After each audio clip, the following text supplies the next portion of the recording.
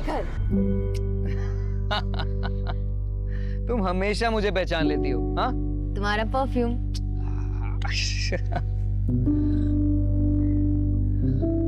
गरिमा, अब मुझे ऐसे रोज रोज थोड़ा थोड़ा मिलना बिल्कुल अच्छा नहीं लगता। मैं तुम्हारे साथ हमेशा रहना चाहता हूँ। मुझसे शादी करोगी? शेखर, ऐसे अचानक, I mean... गरिमा, हम एक दूसरे को इतना अच्छे से जानते हैं, प्यार भी करते हैं, और एक ना एक दिन तो शादी करेंगे ही ना, तो क्यों ना अभी कर लेते हैं? शेखर, ये बहुत बड़ा फैसला है, मुझे थोड़ा समय चाहिए। It's okay, I understand. तुम अच्छे से सोच समझ के फैसला करना, पर हाँ, जवाब हाँ में ही होना चाहिए, ठीक है?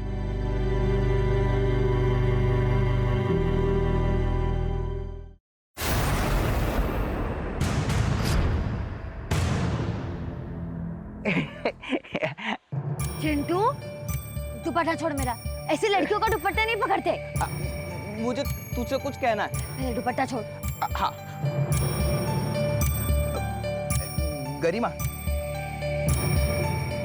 आई लाइक यू। चिंटू,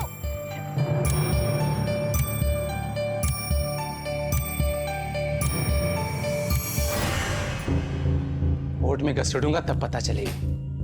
मजाक बना करके रखा है सबने। क्या हुआ? सिद्धार्थ और सीमा को दुकान किराए पर देकर के हमने बहुत बड़ी गलती कर दी। आज बात करने के लिए गया तो दुकान खाली नहीं कर रहे थे, चाकू दिखा रहा था मारने के लिए। क्या? मम्मी, पापा, एक गुड न्यूज है। क्या? शेखर ने मुझे आज शादी के लिए प्रपोज किया। तूने हाँ तो नहीं किया ना? नहीं पापा, अब तक तो नहीं, पर हाँ कहने वाली हूँ।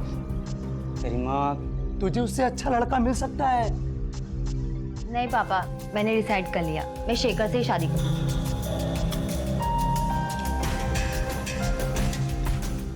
गरिमा कितनी भोली है। आप टेंशन मत लीजिए। अरे शेखर कोई उससे प्यार व्यार नहीं करता है, उसकी नजर सिर्फ हमारे बिजनेस और पैसे पर है। अरे मैं समझती हूँ, बड़ा घर होने से क्या होता है, इंसान का दिल बड़ा होना चाहिए, और ये मटेरियलिस्टिक चीजें तो आती जाती रहती है। सुकून इनसे नहीं मिलता है, सुकून सच्चे प्यार और भरोसे से मिलता है। अच्छा चल, अभी अब्बू आते ही होंगे, उनके लिए बिना नमक मसाले का खाना बनाना पड़ता है, डॉक्टर की सुननी पड़ती है। हाँ, बाय।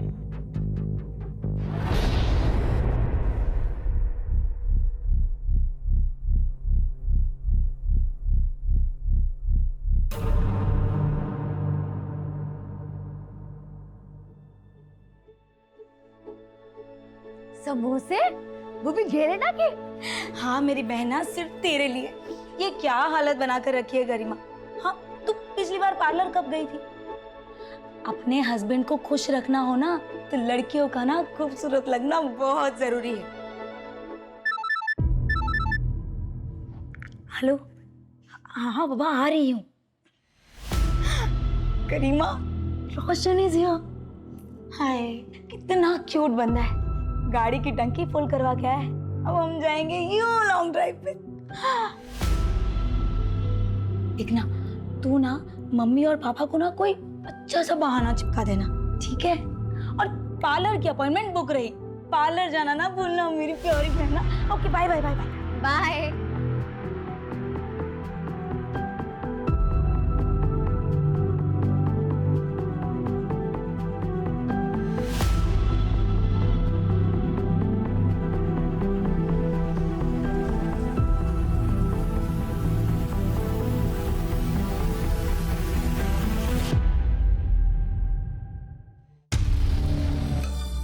देख भाई, चल ना, बात करते हैं। अरे अरे दीजिए ना आंटी, मैं आपकी हेल्प कर देता हूँ, छुड़िए ना। मुझे तुम्हारी कोई मदद नहीं चाहिए।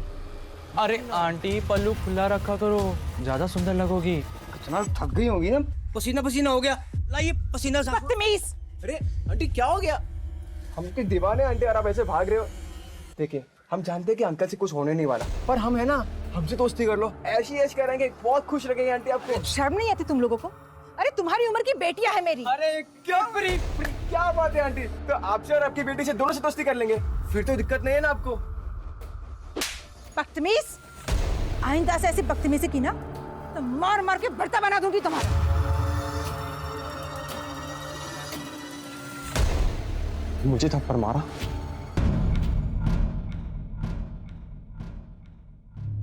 ये रहा तुम्हारा स्टैंड। अच्छा पापा इसको लगा दो ना। हाँ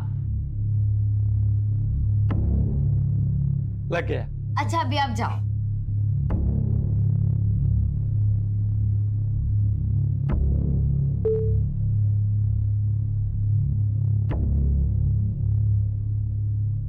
हर एक की लाइफ में एक ऐसा मोड़ जरूर आता है जहां हमें हमारी गलतियां, घाव, कस्में, वादे भूलकर आगे बढ़ना होता है। आज मैं भी ये करने जा रही हूँ। अपने इस नए लुक के साथ अपनी जिंदगी की नई शुरुआत करने जा रही हूँ। मम्मी, पापा देखिए कौन आया है।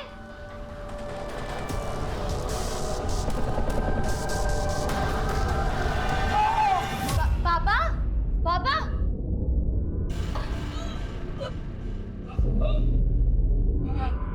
पापा, मम्मा, मम्मी।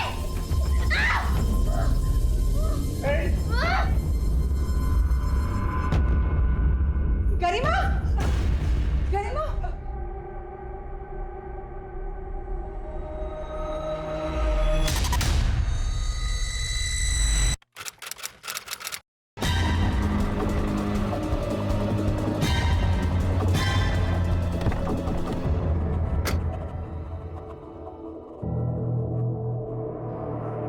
बहुत ही ब्रूटली मारा है सर।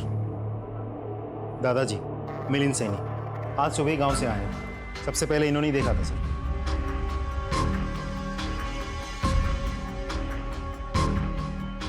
सिंह ले जाओ इन्हें। सीसीटीवी चेक किया? कोई सीसीटीवी नहीं है सर, ना घर में ना मोहल्ले में।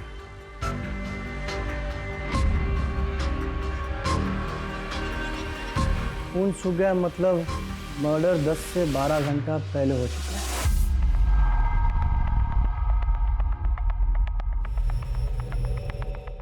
कोई फोर्स एंट्री? नहीं सर, कोई फोर्स एंट्री नहीं हुई है। इसका मतलब जरूर कोई जान पहचान वाला हो सकता है और दरवाजा इनमें से किसी ने खोला होगा, शायद इन्होंने।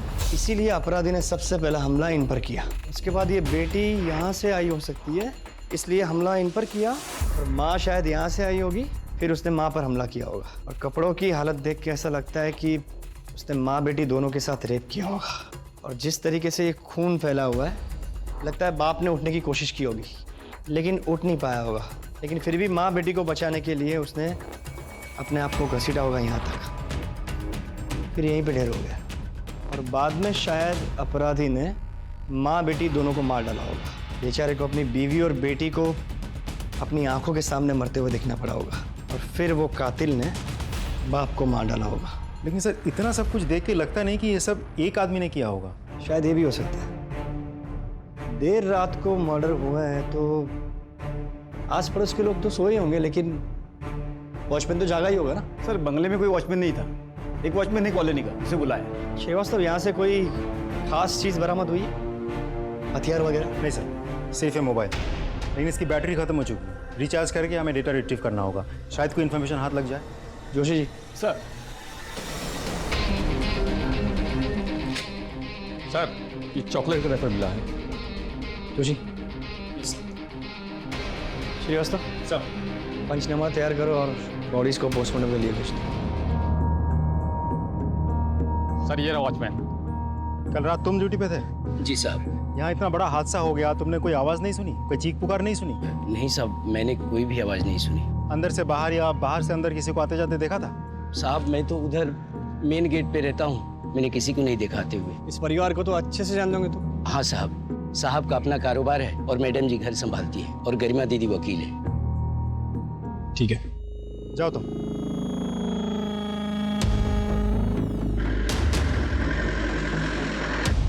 गरिमा, गरिमा, गरिमा।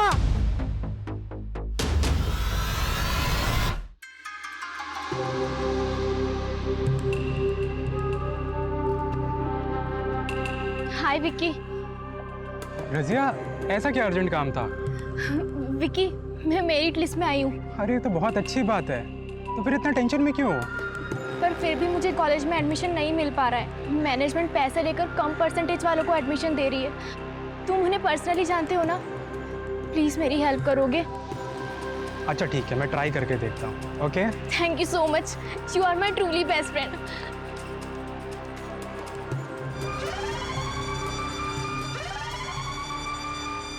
मैंने बॉडीज देखी है, बहुत ही बर्बरता से मारा है, जख्म बहुत गहरे हैं, किसी हेवी मेटल से मारा गया है।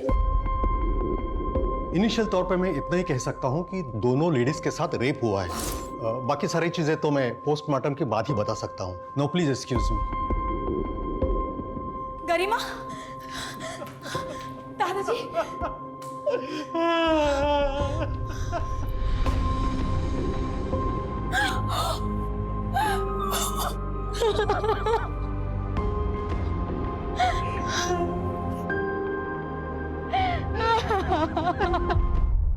Sorry for loss. आपको क्या लगता है किसने किया होगा ये? सैनी परिवार की किसी के साथ कोई दुश्मनी? नहीं सर, मेरे ससुराल वाले बहुत भले लोग हैं। आई मीन थे, अपने काम से काम रखते थे और सबसे अच्छे रिश्ते थे उनके। चिराग या गरिमा के प्रोफेशन की वजह से किसी के साथ कोई दुश्मनी? सर हमारी बिजनेस या कामकाज से रिलेटेड कभी कोई खास बात होती नहीं थी। शायद सारिका को कुछ पता हो। सर, जिस बर्बरता से माँ और बेटी दोनों का रेप किया गया है, गहरे घाव देके मारा गया है, उससे तो साफ जाहिर होता है कि अपराधी उनसे सख्त नफरत करता था, तड़पा तड़पा के मारना चाहता था। सर, इस नफरत की वजह प्रोफेशनल भी हो सकती है। फिलहाल दोनों ऑप्शंस ओपन लगते हैं।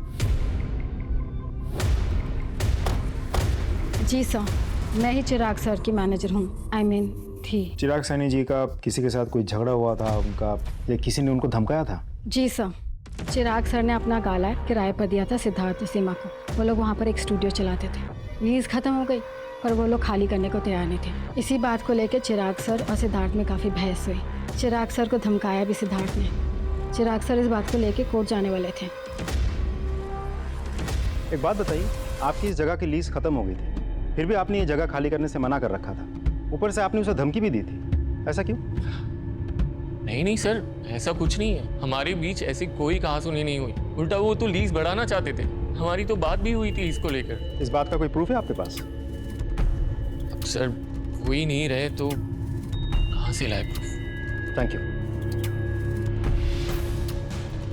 अच्छा हुआ तूने झगड़े की बात नहीं बताई, वरना तू भी ऊपर पहुंच जाती।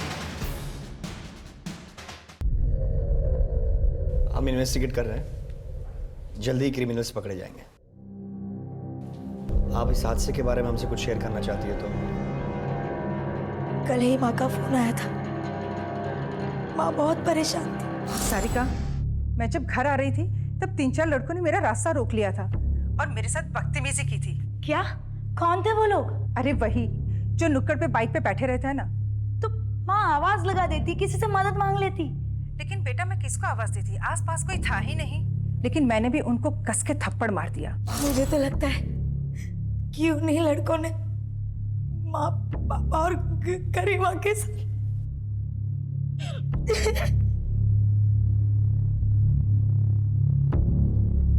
पता लगाओ कौन थे वो लड़के।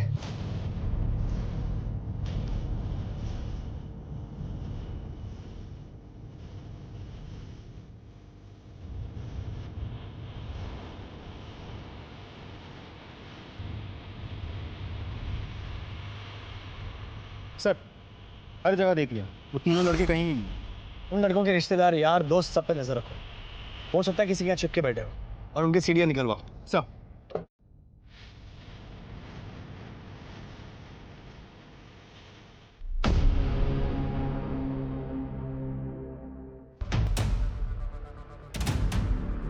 ये छोटू रुक, अंदर कहाँ जा रहा है? साहब चाय नहीं पीते? साहब चाय बेचने नहीं आया हूँ। तो आप बोलो। साहब मैं उस दिन पार्लर चाय देने गया था, तो वो मैडम है ना जिसका मर्डर हो गया है, वो आई थी वापस। अब बेचारी को दिखाई नहीं देता ना। वो पार्लर में काम करने वाला आलोक उसे बहुत गंदी नज़र से देख रहा था और बहुत गंदी तरीके से छू रहा था साहब उसको। और वो मैडम पार्लर से जैसे ही गई ना, आलोक भी उसके पीछे पीछे चला गया।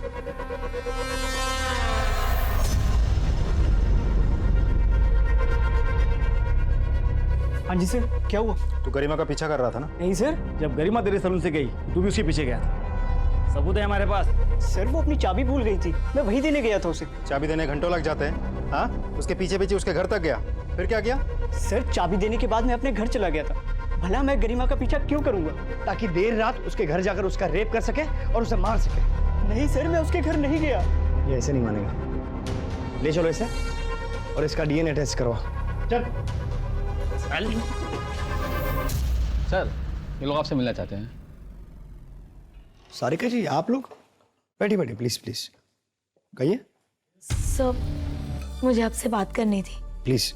उन 3 आवारा लड़कों के अलावा मुझे विराज पे भी शक है।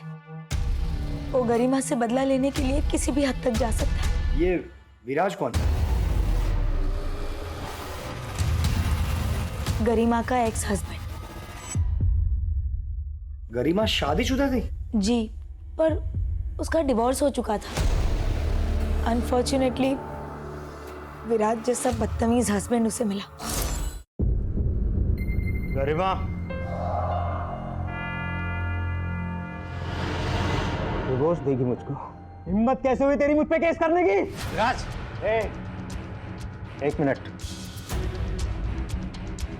बीवी है मेरी और बीवी बन के रहे औकात में, समझ में आ रही है ना? तेरा वो हाल करूंगा पहचान नहीं पाएगी खुद को। डिवोर्स की वजह से विराज को काफी नुकसान हुआ था, इसीलिए वो गरिमा से नफरत करता था। विराज बहुत ही घटिया आदमी है सर। मुझे तो लगता है कि उसी ने माँ और गरिमा के साथ। सर, विराज से कांटेक्ट हो गया, वो कल मिलने आएगा। आज क्यों नहीं? सर, वो पास के ही शहर के सेशन कोर्ट में वकालत करता है। आज बिजी है, वो कल आएगा। सर, गरिमा के मोबाइल से डाटा रिट्रीव हो गया।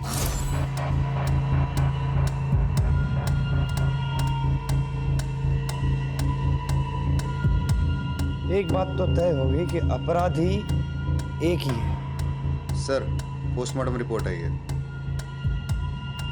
सर, मीनल और गरिमा दोनों का रेप हुआ है। मतलब दोनों का रेप किसी एक ही आदमी ने किया है। सर, मीनल, गरिमा और चिराग के सर पर गहरी चोट लगने की वजह से जो हेवी ब्लड लॉस हुआ था, उन तीनों की मौत उसी की वजह से हुई है। सर, गरिमा और मीनल के लाशों के साथ भी क्रिमिनल ने रेप किया है।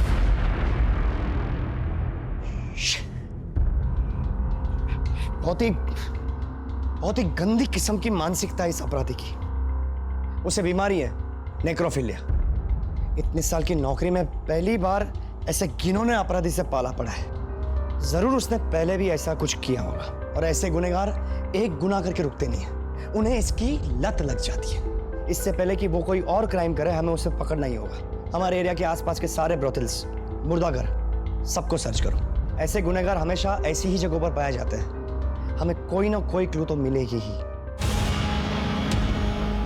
अपराधी की दरिंदगी से भरी मानसिकता को देखकर पुलिस भी हैरान रह गई थी।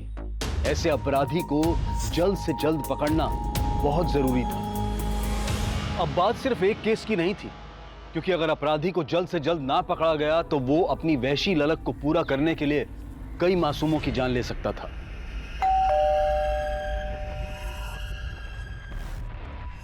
हाय विक्की। हाय रजिया, अंदर आओ, बैठो। नहीं थैंक्स। क्या हुआ विक्की? तुमने बात किया कॉलेज मैनेजमेंट से? हाँ की ना। क्या कहा उन्होंने? मेरा एडमिशन हो जाएगा ना? एडमिशन तो हो जाएगा, लेकिन मेरी एक शर्त है। शर्त? मतलब? तुम बहुत ही घटिया इंसान निकले और तुम्हें मैंने अपना दोस्त मानकर बहुत बड़ी गलती की।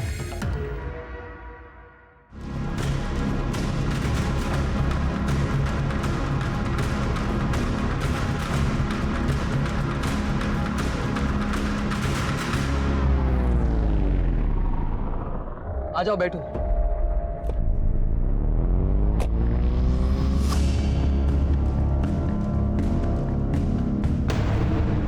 सर, गरिमा के कॉल रिकॉर्ड्स आ गए। कॉल रिकॉर्ड्स के मुताबिक गरिमा किसी शेखर नाम के आदमी के साथ रेगुलर टच में थी। हमने जब और पता किया तो कंफर्म हुआ कि गरिमा और शेखर के बीच अफेयर चल रहा था। शेखर? शेखर, किसी ने तुम्हारी गर्लफ्रेंड और उसके माँ बाप का खून कर दिया और फिर भी तुम उसे देखने तक नहीं गए? मैं उसे मरा हुआ नहीं देख सकता था सर। शोक मनाने का सबका अपना तरीका होता है सर। लेकिन तुम तो उसके बहुत करीब थे। करीब? सर मैं प्यार करता था उससे, हम लोग शादी करने वाले थे। अच्छा शेखर, मुझे ये बताओ कि क्या उसके पास्ट में कोई ऐसा था जो उससे इतनी नफरत करता हो कि उसका और उसके माँ बाप का खून कर सके? हाँ सर। कौन? चंदन। चंदन कौन? चंदन एक टैक्सी ड्राइवर है सर। गरिमा उसके खिलाफ कोर्ट में केस भी लड़ रही थी। एक्चुअली चंदन ने अपनी टैक्सी से गरिमा को ठोकर मारी थी और एक्सीडेंट इतना बड़ा था कि उसमें उसकी आंखें चली गई थी।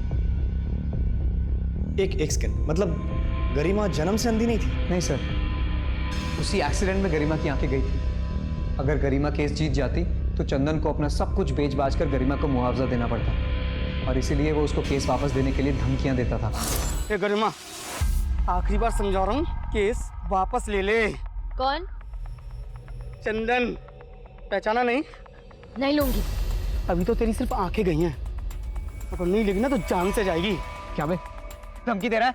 धमकी नहीं दे रहा हूँ, अगर इसने केस वापस नहीं लिया ना। चंदन बहुत खतरनाक आदमी है सर, वो उसे खुलेआम धमकियां देता था।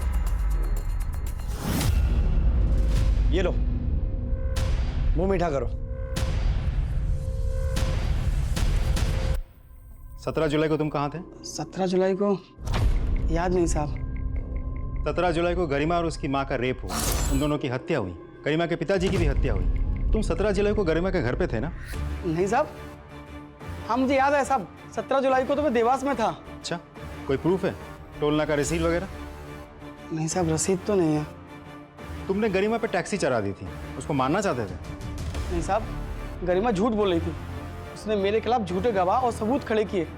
साहब वो एक एक्सीडेंट था। इसका डीएनए टेस्ट करवाओ और गरिमा और मीनल की बॉडी पे मिले सीमेंट के साथ उसे मैच करके देखो। रोज नई जानकारियां मिल रही थी, नए संदिग्ध सामने आ रहे थे, पर इससे केस सुलझने की बजाय उलझता जा रहा था। मामले की पेचीदगी बढ़ती जा रही थी। चॉकलेट लेंगे आप? Thank you sir.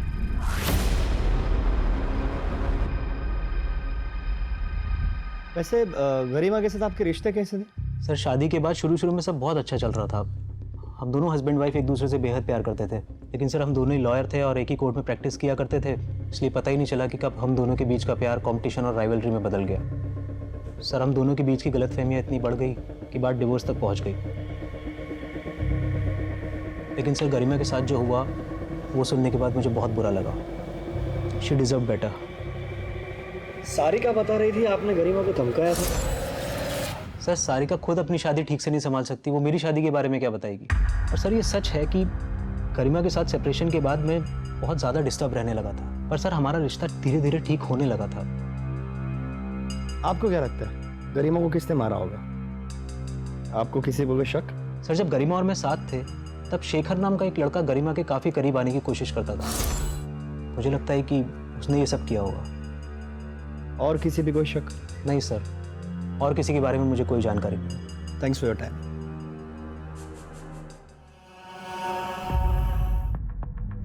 सर मुझे आप लोगों से कुछ बात करनी है। प्लीज बैठिए बैठिए, कहिए। सर मुझे लगता है गरिमा और उसके मम्मी पापा को मेरे हस्बैंड ने ही मारा है। तुम्हारे जैसे किराएदार मुझे नहीं चाहिए। वैसे भी 4 महीने से ये ऑफिस का लीज खत्म हो चुका है ना, तो प्लीज तुम छोड़ के जाओ ऑफिस। ये जगह मैं नहीं छोड़ूंगा, जो उखाड़ना है उखाड़। मतलब लॉयर है मेरी बेटी, कोर्ट में केस करूंगा, समझा? कोर्ट की धमकी किसे दे रहे? दिमाग फिर गया ना तो एक ही झटके में तेरी पूरी फैमिली काट डालूंगा। सर उन्होंने मुझे भी धमकी दी थी कि पुलिस से झगड़े वाली बात छुपा के रखना, नहीं तो वो मुझे भी मार देंगे। सर मुझे क्यों मारे हो सर? मैंने नहीं मारा है ना चिराग और उसकी फैमिली को। तेरी बीवी ने खुद हमें बताया कि तूने उसको धमकी दी थी। सर मैंने ऐसा कुछ भी नहीं किया, वो झूठ बोल रही है सर।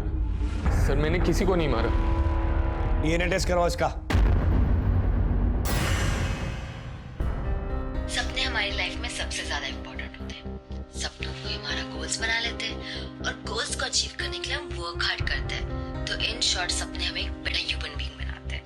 जैसे हमारा करीबी रिश्ता हमारे मॉम डैड से है, वैसे ही फ्यूचर का सबसे ज्यादा करीबी रिश्ता सपनों से है।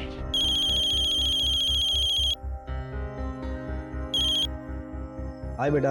हाय पापा। पापा आप क्या कर रहे हैं? कुछ नहीं बेटा, थोड़ा काम में था। खाना खाया आपने? नहीं बेटा, अभी खा लूंगा। आपने खाया? हाँ पापा। Very good. और होमवर्क किया? आज टीचर ने होमवर्क ही नहीं दिया। अरे वाह, लकी। ठीक है, तो आज जल्दी सो जाना। No more TV. ओके पापा। बाय। बाय पापा।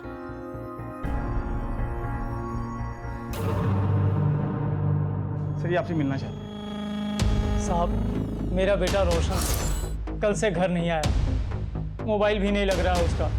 मैंने सब जगह जाकर देखा, उसके दोस्तों से बात की, पर किसी को कुछ मालूम नहीं। कहाँ काम करता है आपका बेटा? रोशन आपके यहाँ काम करता है? हाँ, लेकिन क्यों, क्या हुआ? तो कल से घर नहीं आया तो उसके अब्बू बहुत परेशान है। लेकिन वो कल से यहाँ भी नहीं आया और हमारी कार भी उसी के पास है। कल से आपकी कार लेके गायब है, तो फिर आप लोगों ने अभी तक कोई कंप्लेंट क्यों नहीं? सर वो हमारा बहुत भरोसे का ड्राइवर है, हमें लगा किसी ज़रूरी काम से गया होगा, आ जाएगा वापस, इसलिए नहीं लिखवाई रिपोर्ट। श्रीवास्तव सर, रोशन के मोबाइल का आखिरी लोकेशन ट्रेस करो।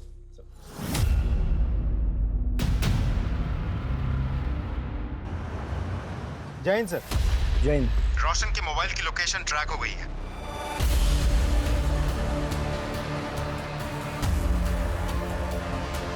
सर यही लोकेशन, रोशन का फोन आखिरी बार इसी लोकेशन पे एक्टिव था, फिर स्विच ऑफ हो गया। सारे एरिया को अच्छे से चेक करना होगा।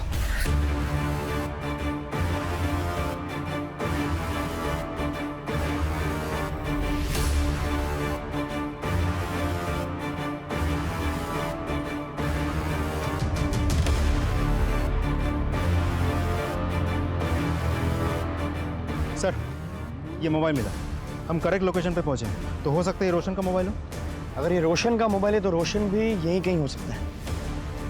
अगर वो नहीं सही तो उसकी कोई चीज़, तावीज़, कपड़े, जूते, कुछ भी यहाँ मिल सकता है। अच्छे से देखो।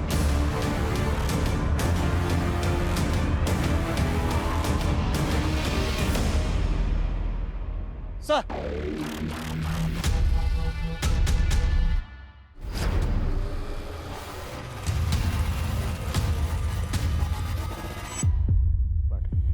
मतलब जितने भी बॉडी पार्ट्स मिले रोड की बाईं तरफ मिले, और हर बॉडी पार्ट लगभग 500 मीटर की दूरी पर मिला है। और जहां पर भी बॉडी के पार्ट्स मिले वहां पे टायर के निशान भी है। श्रीवास्तव, ये रास्ता जाता है इंदौर की ओर। मतलब जिस किसी ने भी ये बॉडी के पार्ट्स फेंके, वो गाड़ी इंदौर की ओर जा रही थी। सर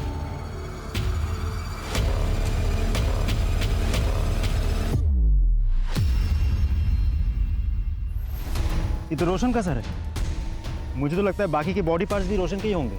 श्रीवास्तव, सारे के सारे बॉडी पार्ट्स पोस्टमार्टम के लिए भेजो, और हर एक बॉडी पार्ट्स का अलग से पोस्टमार्टम और डीएनए करवा। Sir. Joshi ji sir. Collect. Yes sir.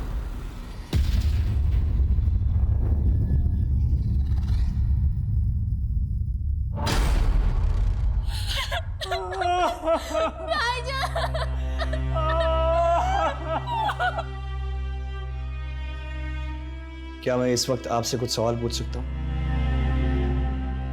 आप रोशन से आखिरी बार कब मिली थी? सर मैं घर जा रही थी, रोशन भाईजान मुझे रास्ते में दिखे। उन्होंने मुझे घर तक लिफ्ट दिया और एक आदमी उनसे मिलने आया और वो दोनों फिर साथ चले गए। चेहरा याद है आपको? उस टाइम मैं ठीक से देख नहीं पाई। चाचा, आप जानते थे कि आपका बेटा रोशन और उसकी मालकिन सारिका फोन पर घंटों बातें किया करते थे? सर मुझे इन दोनों के अफेयर के बारे में शुरू से पता था, और मुझे इस चीज़ से कभी कोई प्रॉब्लम थी ही नहीं। सर गाड़ी तो रोशन के पास ही थी, हो सकता है कार के लिए किसी ने उसको मार दिया हो। सारिका जी, मुझे आपसे कुछ बात करनी है। सर अभी अभी मेरी बीवी को उसके बॉयफ्रेंड की मौत की खबर मिली है, बेचारी सदमे में है, बेहतर होगा आप इसे अकेला छोड़ दें।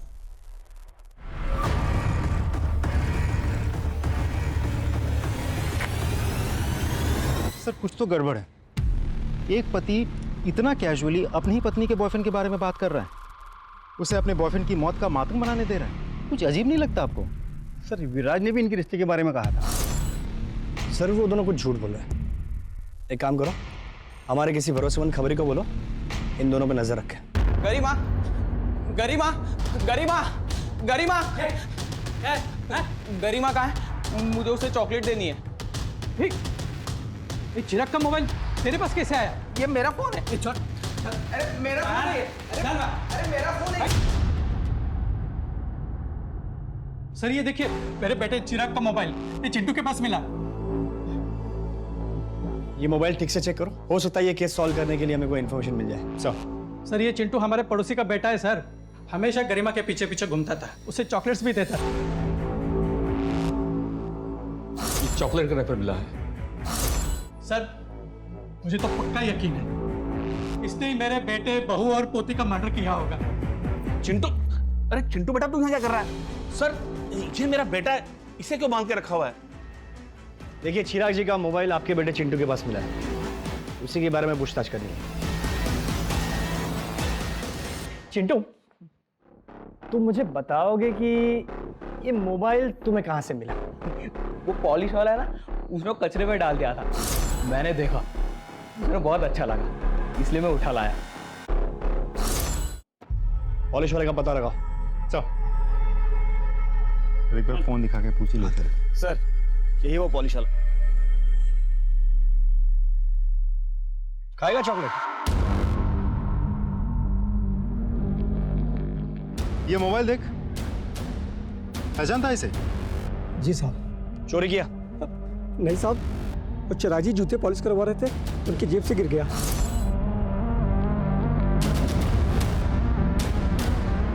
मेरे में लालच आ गया तो मैंने उस पर कपड़ा डाल दिया और उनके जाने के बाद मोबाइल उठा के चलाने की कोशिश की तो मोबाइल चल नहीं रहा था, तो मैंने उसे फेंक दिया। जोशी जी, इसका भी डीएनए टेस्ट करवाओ। अरे साहब मैंने क्या किया साहब? बेटा अंदर चल, सब पता चल जाएगा। चल। सर चंदन के बैंक स्टेटमेंट्स आ गए हैं। गरिमा के एक्सीडेंट के दूसरे ही दिन चंदन के अकाउंट में 2 लाख कैश डिपॉजिट हुए थे। सर सीसीटीवी फुटेज से पता चला है कि विराज के असिस्टेंट बैंक गया था पैसे डिपॉजिट करने। सर प्लीज मारे मत, मैं बताता हूँ सर। मैंने गरिमा से शादी तो कर ली थी, लेकिन एक गड़बड़ हो गई। सर हम दोनों लॉयर थे, अब मेरे सारे क्लाइंट्स गरिमा को प्रेफर करने लगे थे। मेरा करियर, मेरी रेपुटेशन सब स्टेक पे था।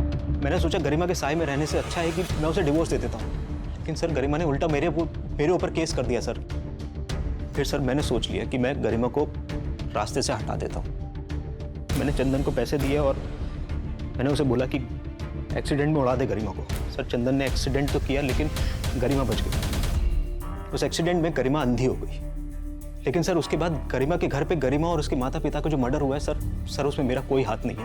मैं सच कह रहा हूँ सर, मैंने कुछ नहीं किया है। सारे बॉडी पार्ट्स रोशन के ही हैं सर। तो किसी भारी चीज से वार करने की वजह से रोशन की मौत हुई। मारने के बाद बॉडी के छोटे छोटे टुकड़े कर दिए गए और बॉडी में अल्कोहल के ट्रेसेस भी मिले, विच मीन्स मरने से पहले उसने शराब पी रखी थी। रजिया के कहने के मुताबिक जब रोशन ने उसे ड्रॉप किया तब तक वो बिल्कुल नॉर्मल था। फिर एक आदमी उसे मिलता है, उसके साथ वो कहीं बाहर जाता है। उस स्पॉट से लेकर जहाँ पे हमें रोशन की बॉडी का पहला पार्ट्स मिला, वहाँ तक का डिस्टेंस लगभग 2 किलोमीटर होगा। जी। मतलब उसी दौरान रोशन ने शराब पी होगी या खरीदी होगी। एक काम करो, उस एरिया के सारे वाइन शॉप और बार्स के सीसीटीवी फुटेज को चेक करवाओ। सर, मिनल को छेड़ने वाले लड़कों में से एक लड़के के घर वालों ने उज्जैन में पैसे भेजे थे और उज्जैन पुलिस की मदद से उन लोगों को गिरफ्तार भी किया। सर और एक जरूरी बात, उन लड़कों के पास से वैसे चॉकलेट्स मिले जिनके रैपर्स मर्डर स्पॉट पे मिले थे। ऐसी चॉकलेट्स बहुत पसंद है ना तुम लोगों को? खाओ, तुम भी खाओ। अब बताओ, तुम में से किसने गरिमा और मीनल का रेप करने के बाद चॉकलेट के ऐसे रैपर वहां पे डाले थे? नहीं सर, हमने ऐसा कुछ भी नहीं किया है। कुछ भी नहीं किया? तो फिर तुम लोग उज्जैन जाकर के छुपे थे? सर हमारी मीनल जी से कहाँ सुनी हुई थी और उसी रात उनका मर्डर हो गया था। हमें लगा सब लोग हम पर डाउट करेंगे, इसीलिए हम उज्जैन जाकर छिपे रहे। व्यवस्था इन सबको तब तक तोड़ो जब तक ये लोग सच नहीं बताते। नहीं सर, उज्जैन से किसी महिला का फोन है जो सिर्फ आपसे ही बात करना चाहती हैं। नमस्ते, मैं सीनियर इंस्पेक्टर विजय शंकर बोल रहा हूँ। सर मैं उज्जैन से भागीरथी बोल रही हूँ। अखबार में सैनी परिवार की खबर पढ़ी। सर ये तो बहुत अच्छा हुआ कि आप खुद यहाँ गए। कुछ महीने पहले की बात है, घर में फर्नीचर का काम चालू था। काम छोड़ के चॉकलेट खाएगा तो काम कब पूरा करेगा? वो तो अच्छा हुआ कि मैं बच गई। उम्र क्या थी उसकी? यही कोई 35-40 साल। उस बंदे का स्केच बनवाने में आप हमारी मदद कर सकती हैं? जी। क्रिमिनल का नाम धर्मेश, माँ का नाम भागीरथी, पेशा carpenter. Excuse me sir. Hello, okay thank you sir. Kabir की गाड़ी इंदौर के पास मिली है। मतलब रोशन का कातिल भोपाल से इंदौर की ओर गया। इंदौर पुलिस को अलर्ट करो। सर एक वाइन शॉप की सीसीटीवी फुटेज से रोशन को एक आदमी के साथ में शराब खरीद देखा गया। यस, इसी की तलाश थी। यही है इन केसेस का क्रिमिनल।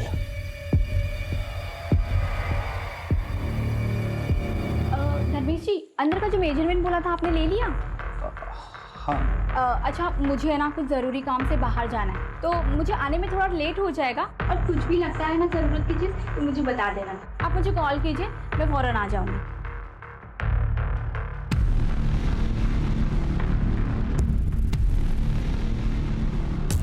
हाँ सर, यही है। सीधे तो हमारे घर का फर्नीचर बनाया था। इसका नंबर है आपके पास? हाँ है ना। इस नंबर को सर्विलेंस पे डालो। सर, कारपेंटर का लोकेशन ट्रैक हो गया, इंदौर में।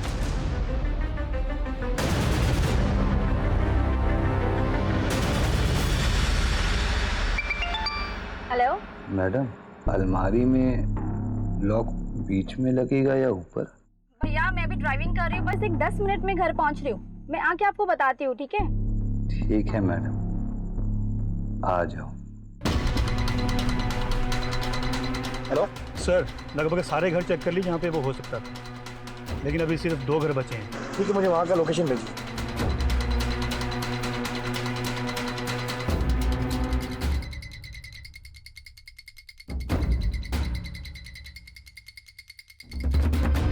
धर्मेश जी, धर्मेश जी, अरे दरवाजा क्यों बंद कर रहे हो आप?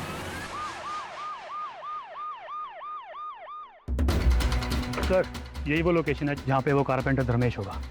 जोशी जी, आप इनके साथ यहीं रुकिए। तुम दोनों चलो मेरे साथ।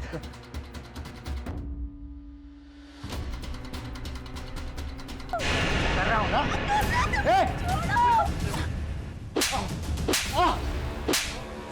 साहब मैं कुछ नहीं किया। साहब मैं कुछ नहीं किया। रुक जा।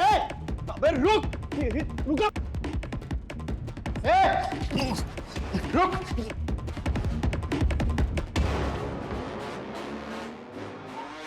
श्रीवास्तव,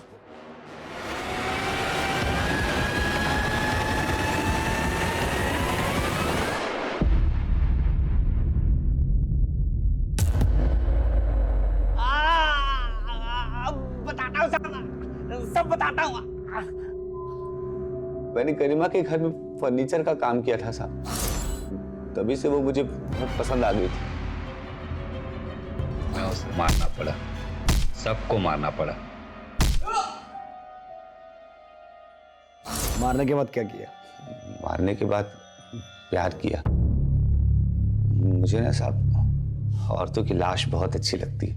औरतें विरोध करती है ना तो रेप करना पड़ता है, लाश विरोध नहीं करती तो रेप भी नहीं करना पड़ता। मैंने अपनी पूरी जिंदगी में तेरे जैसा घिनौना अपराधी नहीं देखा।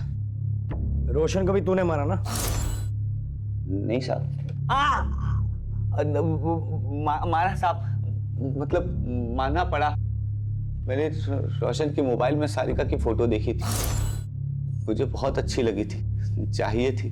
फिर मैंने रोशन से दोस्ती की ताकि सारिका की जानकारी निकाल सकूं। एक दिन जब सारिका की जानकारी लेने के लिए मैंने उससे बात किया तो बावला होकर मुझसे झगड़ा करने लगा, तो मुझे मारना पड़ा। वैसे तो तेरे जैसे अपराधी के लिए कोई भी सजा कम है, लेकिन मैं पूरी कोशिश करूंगा कि तुझे फांसी की सजा हो। विश्वास बहुत जरूरी है, लेकिन बंद आंखों से किए गए विश्वास के लिए कई बार बड़ी महंगी कीमत चुकानी पड़ सकती है। अगर परिवार के लोग थोड़ी सतर्कता दिखाते, ऐसे दरिंदों की नजरों में छिपी घिनौनी मंशा को भांप लेते, तो आज कई बेगुनाह बच सकते थे। तो आइए हम सब इस केस से एक सबक लें कि जहां जरूरी है वहां हम विश्वास जरूर करेंगे, लेकिन खुली आंखों से। अब मैं अनूप सोनी आपसे विदा लेता हूं, फिर मुलाकात होगी क्राइम पेट्रोल सतर्क में एक और नए केस के साथ। तब तक अपना और अपने परिवार का ख्याल रखें, सतर्क रहें, सुरक्षित रहें और देखते रहें क्राइम पेट्रोल सतर्क। जय हिंद।